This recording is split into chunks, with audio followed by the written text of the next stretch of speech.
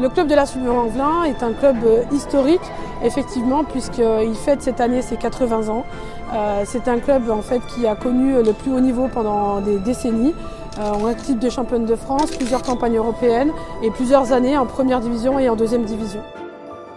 Donc on a de la catégorie moins de 9 jusqu'au senior et on propose que du handball féminin. On avoisine à peu près les 220 licenciés cette année. On a 3 valeurs autour desquelles en fait, se construit maintenant le club. Éduquer, former, performer.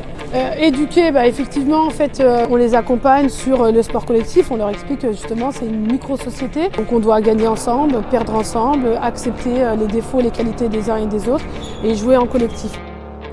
Former, donc en fait là on va commencer sur les catégories à partir de moins de 15, moins de 17 championnats de France, moins de 18, où là on est encore sur de la formation, on est même encore sur la formation sur l'équipe réserve, nationale 2, nationale 3.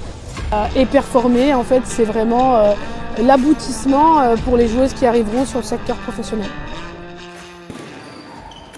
C'est un club assez familial, un club assez accueillant.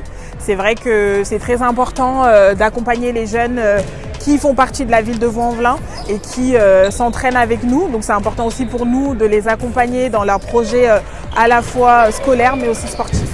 Les enjeux sociétaux que porte le club sont uniquement liés à l'implantation d'un club féminin de haut niveau sur une commune comme Vaux-en-Velin qui est QPV. On va porter justement cette année un projet qui nous tient vraiment à cœur, qui est une action de prévention contre le protoxyde d'azote, qui est un fléau qui touche effectivement nos jeunes. Ce qui fait la force du club, c'est ses valeurs justement de combativité. On essaie en tout cas d'inscrire dans l'ADN des joueuses qui passent à la Sully-Vaux-en-Velin la résilience, la patience, d'être courageux. Parce qu'on a toujours été particulièrement connus pour la défense agressive. Et puis on essaie aussi de faire changer les regards un petit peu sur les clubs de banlieue.